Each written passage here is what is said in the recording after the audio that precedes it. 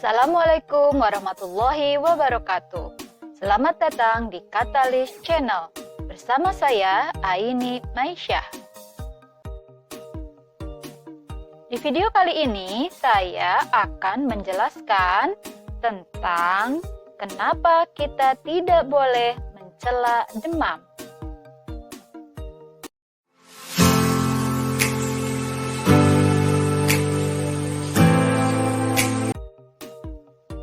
Sebelum mulai ke videonya, bagi teman-teman yang belum subscribe channel ini, di-subscribe dulu ya. Terima kasih. Mari kita mulai ke videonya, yaitu larangan mencela demam.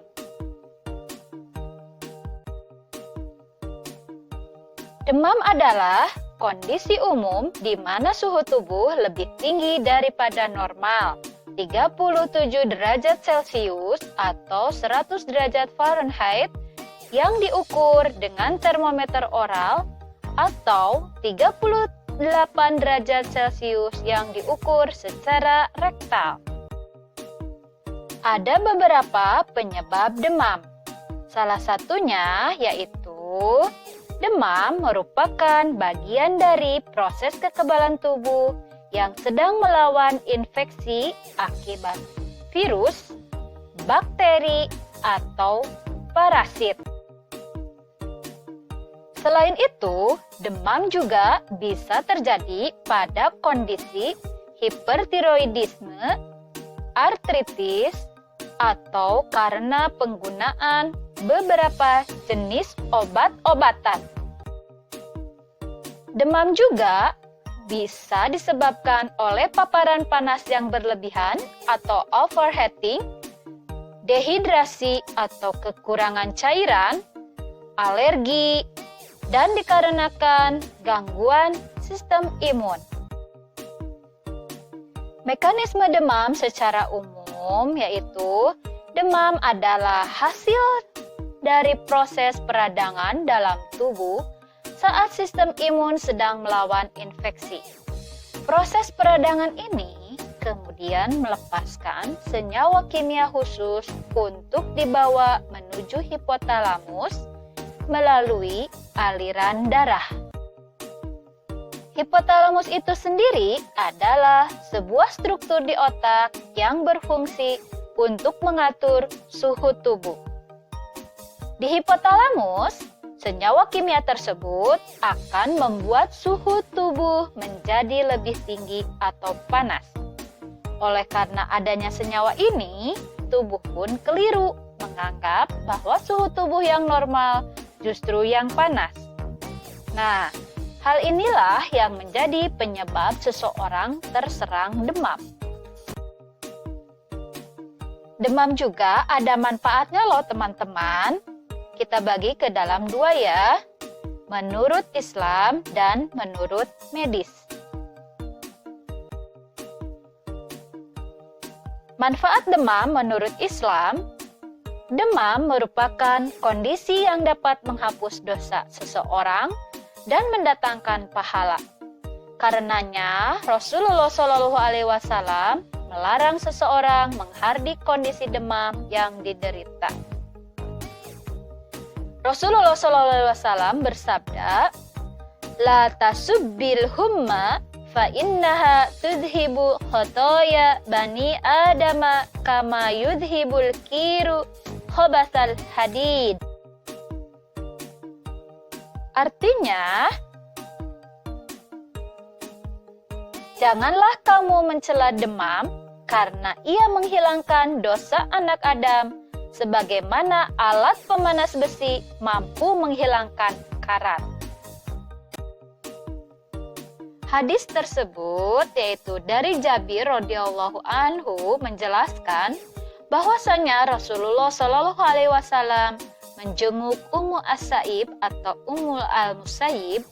Kemudian beliau bertanya, "Apa yang terjadi denganmu wahai Ummu As-Sa'ib? Kenapa kamu bergetar?"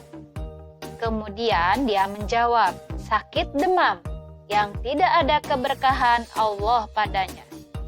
Kemudian beliau bersabda, Janganlah kamu mencela demam, karena ia menghilangkan dosa anak Adam, sebagaimana alat pemanas besi mampu menghilangkan karat.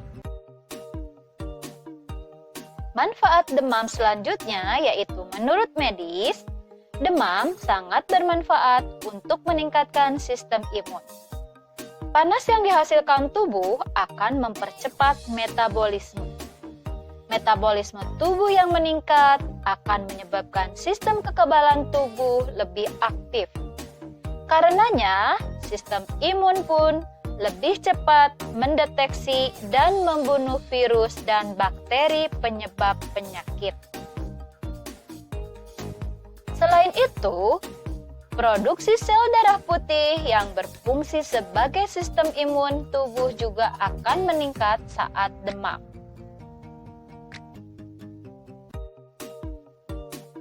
Ditambah lagi, tingginya suhu tubuh juga dapat membunuh beberapa jenis kuman yang tidak tahan panas.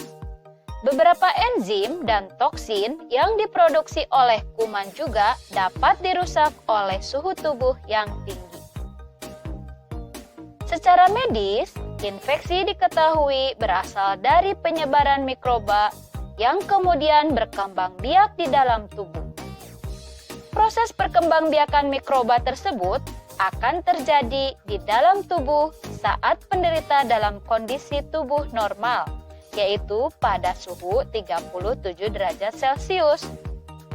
Namun, pada saat seseorang menderita demam, maka suhu tubuh akan terus meningkat.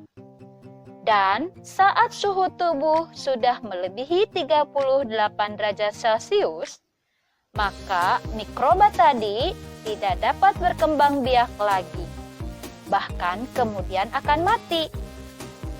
Saat suhu tubuh melebihi 38 derajat Celcius, maka virus yang sangat berbahaya tidak akan dapat menduplikasi dirinya dan kemudian mati. Aktivitas dari bakteri baik yang terdapat di dalam tubuh juga akan semakin meningkat, sehingga bakteri baik tersebut dapat memakan bakteri asing yang menimbulkan penyakit. Demam sendiri bukanlah penyakit, melainkan gejala adanya penyakit. Dengan demikian, jika seseorang tidak mengalami demam, maka seseorang mungkin tidak sadar kalau tubuh sedang diserang oleh virus atau bakteri. Akibatnya, penyakit tidak terdeteksi sehingga tidak dapat diobati lebih awal. Jika seseorang tidak mengalami demam, berarti tubuhnya tidak melawan kuman penyebab infeksi tersebut dengan maksimal. Tidak ada demam saat tubuh diserang juga menandakan sistem imun yang lemah. Beberapa hal yang dapat menyebabkan sistem tubuh melemah, misalnya kekurangan gizi, minum obat-obatan tertentu, atau adanya penyakit yang menyebabkan penurunan fungsi sistem imun. Pada anak dan lanjut usia atau lansia, infeksi juga terkadang tidak menyebabkan gejala demam. Hal ini dikarenakan sistem imun yang lebih lemah dibandingkan orang dewasa. Namun, demam yang terlalu tinggi pun beresiko terhadap tubuh, yaitu dapat menyebabkan timbulnya kejang. Ada beberapa hal yang dapat mempercepat hilangnya demam. Salah satunya yaitu dengan mandi. Di sini, suhu air juga harus diperhatikan, yaitu di suhu air 40-50 derajat Celcius ya teman-teman. Jangan mandi dengan air dingin ya teman-teman, karena air dingin bekerja menutup pori-pori sehingga menghambat berpindahnya suhu tubuh. Selain itu, mandi air dingin juga beresiko menurunkan suhu tubuh secara tiba-tiba. Hal ini akan memicu badan jadi menggigil. Oleh sebab itu, sebaiknya menghindari mandi air dingin saat sedang sakit. Kemudian selanjutnya yaitu mengompres demam. Saat seseorang sedang demam, ternyata yang dibutuhkan adalah mengompres dengan air hangat dan bukan air dingin. Sebab jika mengompres dengan air dingin, maka hipotalamus atau bagian otak akan menangkap pesan bahwa suhu tubuh seseorang itu rendah. Oleh sebab itu, justru otak akan memberi perintah agar meningkatkan suhu tubuh kita. Ini artinya, tubuh kita yang sudah demam malah semakin demam.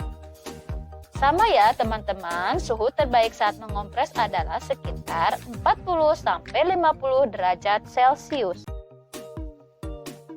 Ketika demam juga, kita dianjurkan untuk minum air putih sebanyak-banyaknya. Kenapa harus banyak minum? Yaitu untuk menghindari dehidrasi saat kita demam. Nah, teman-teman, jika dengan cara tadi yaitu mengompres demam dengan air hangat, kemudian minum air putih sebanyak-banyaknya tidak mengalami perubahan, maka intervensi obat dapat dilakukan, yaitu dengan menggunakan obat antipiretik. Nah, antipiretik itu sendiri adalah jenis obat yang dapat menurunkan demam dan mengatasi gejalanya. Nah, obat antipiretik di sini banyak macamnya. Ada yang obat tradisional, ada juga yang kimia sintetis. Untuk pembahasan obat, nanti di video selanjutnya ya teman-teman. Demikian video tentang larangan mencela demam. Semoga bermanfaat ya teman-teman. Jangan lupa untuk di-like, share sebanyak-banyaknya ke teman-teman yang lainnya juga. Jika ada pertanyaan, silakan isi di kolom komentar. Terima kasih telah menonton videonya. Jangan lupa tonton video yang lainnya dari kami. Wassalamualaikum warahmatullahi wabarakatuh.